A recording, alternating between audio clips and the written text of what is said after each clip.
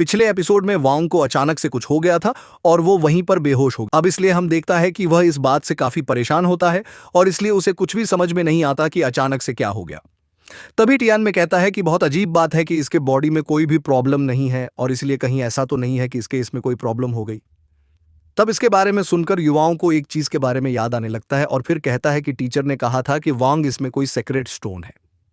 इसीलिए युवा समझ गया था कि अगर सच में इसमें कोई प्रॉब्लम है तो फिर इसमें मास्टर शुआन और बाकी लोग भी कुछ नहीं कर सकते हैं। लेकिन तभी हम देखता है कि उस वांग के दिए हुए बैग के बारे में भी याद आने लगता है, जिसे देते हुए वांग ने बताया था कि मैं वो फादर इसे मेरे लिए छोड़ गए हैं और सेकंड फादर ने बोला है कि मैं इसे तुम्हें दे दूं। इसी के साथ उसने बताया था कि इसके ऊपर मेरे फादर का सील है जो कि सही समय के आने पर हट जाएगा और इसीलिए इसके बारे में सोचकर ही वो अब इस बात से परेशान होने लगता है और कहता है कि कहीं ऐसा तो नहीं कि अंकल न्यू को पहले से इसके बारे में पता था। इसके बाद हम देखते हैं कि वो इसके अंदर देखने की कोशिश करता है, लगता है, लेकिन असल में इसके ऊपर सील लगी हुई थी और इसलिए वो इसे इतना आसानी से नहीं देख पाता। वही वो हम देखता है कि टियान में भी ये सारी चीजें देख रहा था और कहता है कि वैसे तो ये सील बहुत ही नाजुक है लेकिन फिर भी तुम अपने मेंटल ताकत से इसे नहीं खोल सकते। लेकिन फिर हम देखता है कि वो युवाओं को समझाना लगता है और कहता है कि तुम असल में अभी बहुत जल्दीबाजी में हो। इसलिए मैं चाहता हूं कि सबसे पहले तुम अपने आप को शांत करो और फिर से दोबारा इसे ओपन करने की कोशिश करो। तब इसकी बात सुनकर यह अभी ऐसा करने के लिए रेडी हो गया था, जहां हम देखते हैं कि वो सबसे पहले अपने आप को शांत कराता है और वो इस बार इसे ओपन करने में कामयाब हो गया था। फिर हम देखते हैं कि इसके अंदर कोई लेटर होता है और अब इसीलिए यह इस बात से और ज्यादा परेशान होता है क्या इसके अंदर है क्या, कि हमें पता चलता है कि ये में लिखा हुआ था, जिसमें लिखा हुआ था कि जब तुम इस लेटर को पढ़ोगे तब तक मुझे लगता है कि वोंग के बॉडी की कंडीशन बहुत ही अजीब हो चुकी होगी और शायद तुम्हें पहले से ही इसके बारे में पता होगा कि वोंग की एक सील है। फिर वे बताते हैं कि असल में वांग के पेरेंट्स ने ही लगाया था लेकिन असल में उनको भी उसमें बहुत सारा पेन हुआ था। लेकिन फिर हमें पता चलता है कि असल में इसी कसोल को सुरक्षित रखने के लिए है, क्योंकि असल में वांग की आइडेंटिटी बहुत ही अजीब है और शायद उसने तुमसे यह भी बताया होगा कि उसे सिंक पवेलियन को लेने की जरूरत है, जो कि असल में हॉटी एंड सेक्टर का फॉरबिडन एरिया है। लेकिन फिर हमें पता चलता है कि उसके हर एक सोल्डिंग उसके लिमिट से आगे चली गई है और यही वजह है कि उसका पेरेंट्स ने उसके इस पर सील लगा दिया था। तब इसके बारे में सुनकर वो आपको सारी बात समझ में आने लगती है और वो जान जाता है कि इस वजह से इसका सेकंड सोल्डिंग 1000 साल वाला सोल्डिंग है। लेकिन फिर पता चलता है कि वो जब आपने फिफ्थ सोल्डिंग को लिया था तब इसके वजह से उसकी सील कमजोर हो गई थी और इसलिए वे भी इसके बारे में कुछ नहीं कर सकते हैं। ये लेकिन बिजली विभाग के बॉडी को ताकतवर बनाने का एक रास्ता है, जिसके वजह से उसके बॉडी के इंश्योरेंस काफी बढ़ जाएगी और इस तरह से हम इस खतरे को कम कर सकते हैं। लेकिन ये चीज असल में इतनी भी आसान नहीं होती, क्योंकि इसके लिए फिर से हल की जरूरत होगी और इस तरह में हार्ट ब्रोकन रेड। लेकिन सबसे बड़ी प्रॉब्लम यह है कि एक असल में तियानन एम्पायर के संसद फॉरेस्ट में मिलेंगे। जिस जगह पर है उसका नाम है आइज एंड फायर आई और इसीलिए हम देखता है कि वह इसे लेने के लिए निकल गया था। लेकिन वही हम देखता है कि वंश ने भी इसे देख लिया था और इसीलिए वो इसके पीछे आने लगती है। लेकिन इस पर वह कहता है कि मैं अभी किसी जरूरी काम से बाहर जा रहा हूं और इसीलिए तो मेरे वापस आने तक का वेट करूं। अब इसका ऐसे बात सुनकर वंश पूछते हैं कि आखिरकार तुम जा कहां रहे हो वो। लेकिन इस पर युवा कहता है कि तुम मुझे अकेला छोड़ दो। लेकिन वही हम देखता है कि वांछू अभी भी मानने वाली नहीं होती और वो फिर से युवा के पीछे आने लगती है। तब इसका वजह से हम देखता है कि वह इसके ऊपर गुस्सा होने लगता है और कहता है कि तुम मेरी बात क्यों नहीं मान रही हो। लेकिन इस पर वांछू पूछती है कि आखिरकार हुआ क्या है, क्योंकि तुम्हारा चेहरा पूरी तरह से चेंज हो गया है। जिसके बाद वो बताता है कि मुझे किसी को बताना है। अब यह सुनकर वांग चू समझ जाती है कि जरूरी वांग के लिए है, इसलिए वो कहने लगती है कि मैं इसके बारे में समझ गई, क्योंकि केवल वही है जिसके लिए तुम यह सब कर सकते हो। अब इस पर यह कहता है कि वांग मेरे लिए बहुत ज्यादा मायने रखती है और इसलिए मैं उसके लिए कोई भी रिस्क लेने के लिए रेडी हूं। लेकिन हॉस्पिटल में मेरे फ्रेंड्स भी मेरे लिए उतने ही जरूरी हैं, इसलिए अगर तुम्हारे ऊपर भी कोई खतरा आ जाता है तो भी मैं बिल्कुल ऐसा ही करूंगा। जिसका बाद हम देखता है कि वंश इस पास से काफी इंप्रेस हो गई थी और फिर वो युवाओं से कहती है कि मैं भी तुम्हारे साथ में चलूंगी और क्या तुमने नहीं कहा था कि मैं तुम्हारी टीम मेट हूं। जिसका बाद हम देखता है कि यू हॉबीज को बात पाने के लिए रेडी हो गया था और अब इसीलिए वे दोनों एक साथ में आज से निकल जाते हैं। लेकिन वही उदाहरण देखता है कि लॉटियन सेक्टर में भी कोई पावर एक्टिवेट होने लगती है, जिसे देखते हैं। न्यूटियन और टाइटियन इस बात से काफी अलर्ट हो गए थे, जहां न्यूटियन करना लगता है कि बैग के ऊपर से सील हट गई है और इसलिए ऐसा लगता है कि काफी तेजी से ग्रो कर रहा है। लेकिन वही उदाहरण रखता है कि टाइटियन इस बात से परेशान होने लगा था और कहता है कि अभी तो उसके पास में उतनी हाई क्वालिटी वैसा नहीं है और इसीलिए क्या उसके लिए खतरनाक नहीं है। तब इस पे कहता है कि वहां से पीछे मुड़ने का कोई रास्ता नहीं है, जबकि वहीं उधर युवाओं ने बैंक को भी अनलॉक कर दिया है। इसका सीधा मतलब है कि अब उस एक्ट्रेस को देना होगा और ये बात भी पूरी तरह से सही है कि केवल युवा ही बाघ के लिए ये सब कर सकता है। वहीं उदाहरण रखता है कि उनको फ्लाई करते हुए काफी टाइम हो गया था, इसीलिए मुझे लगती है कि हम तो पूरे रात से फ्लाई कर रहे हैं, इसलिए क्या तुम बता सकते हो कि आखिर कार में जाना कहां पर है। तभी बता देता है कि तियानन एम्पायर, मगर वही उदाहरण देखता है कि वह अभी भी उसमें नहीं आई थी।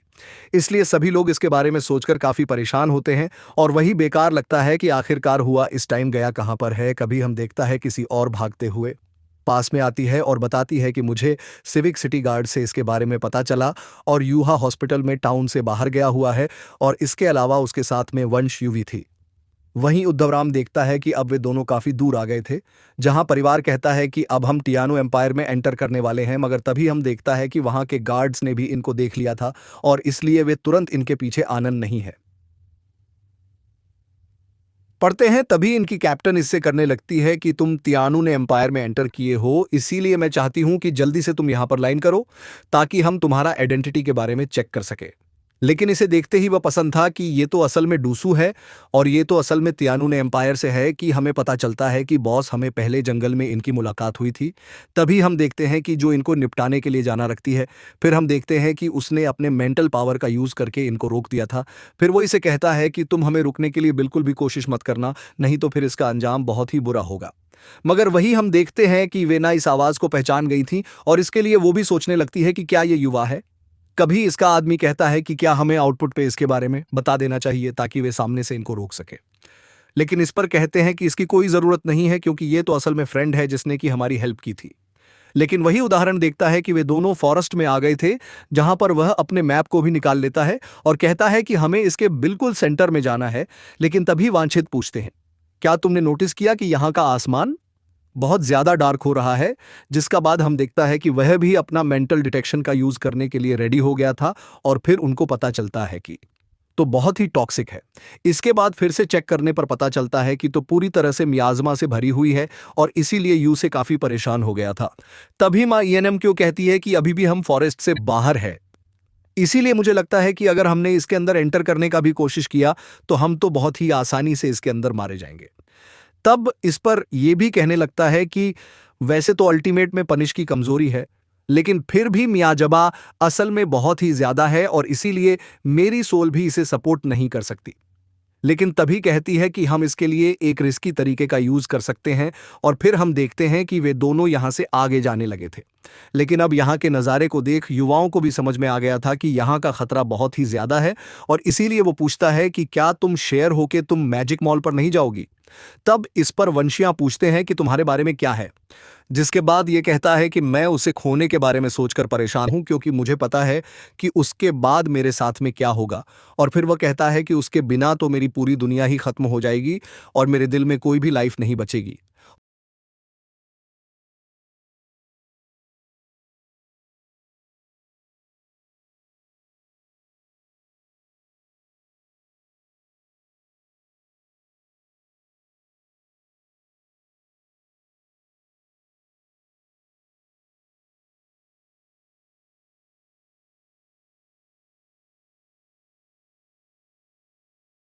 बचेगी और इसलिए वह कहता है कि मैंने इसके बारे में बहुत और फिर पता चला कि उसकी लाइफ मुझसे भी ज्यादा इंपॉर्टेंट है और इसीलिए मैं उसके लिए अपनी जान देने के लिए भी रेडी हूं। तब इसके ऐसी बात सुनकर वांगजी वो कहती है कि तुम तो बहुत बड़े फूल हो और इसीलिए मैं भी तुम जैसे फूल को ऐसे ही नहीं मरने दूंगी। जिसके बाद हम देखता है कि वो अपने सोल गाइड को रेडी कर लिया था और फिर वो इसमें से एक मिसाइल को लॉन्च कर देता है। अब इसके वजह की सेंटर में पहुंचने के लिए एक रास्ता बन गया था और इसीलिए वे दोनों इसी का यूज करते हुए आगे की तरफ जाने रखते हैं। लेकिन अभी भी डर था कि ये क्या बहुत ही जल्द भर जाएगा क्योंकि यहाँ की मियाज़मा बहुत ही घनी होती है। तभी हम देखता है कि वो अपने मैजिकल बॉल का यूज करने के लिए रेडी हो जाता है। लेकिन अभी भी हम देखता है कि मियाज़मा का सामना कर पाना इतना आसान बात नहीं होता क्योंकि मैजिकल बॉल में भी क्रैक आने लगे थे। मगर अभी भी हम देखता है कि हाँ, इतना आसानी से हार माना वाला नहीं होता और इसलिए वो आगे की तरफ जाता रहता है। लेकिन तभी हम देखता है कि वो आपकी पावर खत्म होने लगी थी। इसलिए हम देखता है कि वंश वो तुरंत ही अपने पावर का यूज करने लगती है और अब इस तरह से भी आगे की तरफ जाने लगे थे। लेकिन तभी उसको पता चलता है कि आप पॉइजन वाले सोलविस प्लांट से भरी हुई है और इसकी वजह से यहाँ की मियाजाबा इतनी घनी है। मगर अभी भी हम देखता है कि वे इतने आसानी से रुकने वाले नहीं होते हैं क्योंकि वह अपने डेस्टिनेशन के बहुत नजदीक में आ गए थे। लेकिन अब इसी का सातम देखता है कि इनकी सोल पावर भी कंज्यूम हो गई थी और अब इसीलिए इनके पास में केवल वुल्फैब के सोल को यूज करने का प्लान बाकी था। फिर हमें पता चलता है कि ये प्लेन्स है। हमने वन चुना बनाया था जहां उसने कहा था कि हमें इसके लिए रिस्की तरीके का यूज करना होगा और फिर उसने कहा था कि तुम सबसे पहले बुल फेक के सोल बोन को ऑब्जर्व कर लो। अब हम देखते हैं कि शुरुआत में हुआ तो इसके लिए नहीं मान रहा था, जिस पर वन चुना कहा था कि अगर तुम मुझे अपना फ्रेंड समझते हो तो फिर तुम ऐसा जल्दी से अब्जॉर्ब कर लो। अब इसलिए हम देखते हैं कि वहां भी इसके सोल बोन के स्किल का यूज कर और इस तरह से भी इसे चीरते हुए अंदर आने में कामयाब हो गए थे। जिसके बाद हम देखता है कि वह इस बात से काफी खुश हो गया था और कहता है कि आखिरकार हम इसमें कामयाब हो गए थे। लेकिन वही अब हम देखता है कि इनके सामने एक बहुत ही संतान नजारा था और इसीलिए वे इससे देख पूरी तरह से हैरान हो गए थे। वही उदाहरण देखता है कि आइस और फायराइट बिल्कुल इनका सामने ही होती है, जिसमें से आधे में आइस वाला पानी भरा हुआ था जबकि बाकी के आधे में होठ वाली पानी होती है। अब इसीलिए युवा भी समझ गया था कि वह बिल्कुल सही जगह पर आया है और फिर कहता है कि ये 3 ट्रेजर बेस इन स्टोर में से एक है। लेकिन इसका देखता है कि यह जगह काफी खतरनाक भी होती है क्योंकि यहाँ के लाइफ के स्ट्रैंग ब्रेथ की वजह से ज्यादातर प्लांट स्थल में प्लांट बेस वाला स्टोर भी इसमें चेंज हो गए थे। है वही उदाहरण देखता है कि इस बात से काफी हैरान हो गई थी और वही सब बड़े ध्यान से देखने लगता है। तभी इसी भी हम देखता है कि इन पर फायरवॉल अटैक होने वाला था, लेकिन फिर भी योहा ने इसे सही समय पर नोटिस कर लिया था और इसलिए वो इस अटैक को बहुत आसानी से बच जाते हैं। लेकिन अब इसका वजह सम लगता है कि वह काफी परेशान हो गए थे क्योंकि अब इनके सामने ही कोई पावर जनरेशन है होने लगती है जहां पर हम देखता है कि ये असल में कोई प्लांट ही होती है और लगती है कि आइस फायर की आय में आने की तुम्हारी हिम्मत कैसे हो गई, तब इसे देख बात कर रही है और इसलिए ऐसा लगता है कि कम से कम ये 1 लाख साल की जरूर होगी। लेकिन इस पर वो करना लगती है कि मैं असल में 1 लाख साल नहीं हूं, बल्कि ये चलो असल में केवल आइस फायर आएगा ना, हरिसमेंट की वजह से है क्योंकि यहाँ के 1 दिन की ग्रोथ बाहर का 10 दिन का ग्रोथ का बराबर है और इसीलिए भले ही मैं केवल 10,000 साल की हूँ लेकिन फिर भी मेरी ताकत 1 लाख साल के बराबर हो चुकी है। तभी यहाँ कहने लगता है कि सीनियर, मैं यहाँ पर किसी गलत इरादा से नहीं आया हूँ बल्कि मैं यहाँ पर किसी को बचाने के लिए आया हूँ। लेकिन हम देखता है कि वो इन पर यकीन करने के लिए बिल्कुल भी रेडी नहीं होती और वो अपना पैर का यूज करके अटैक करना शुरू कर देती है। लेकिन तभी हम देखता है कि ये प्लांट एक लड़की के रूप में चेंज होने लगती है और अब इस तरह से वो एक फायर ग्रेस बन गई थी। लेकिन वही हम देखता है कि वो दोनों भी इसका सामना करने के लिए रेडी हो गए थे, इसीलिए फायर ग्रेस जैसे इन पर अटैक करने के लिए आती है। हम देखता है कि युवा अपना इस पावर का यूज करके इसे रोकता है, लेकिन वह साल में इसका पावर को बहुत आसानी से ब्रेक कर देती है। लेकिन फिर भी हम देखते हैं कि युवा ने अपने आप को इसका टैक्स बचा लिया था और फिर भी दोनों एक साथ में इस पर अटैक करने के लिए आते हैं।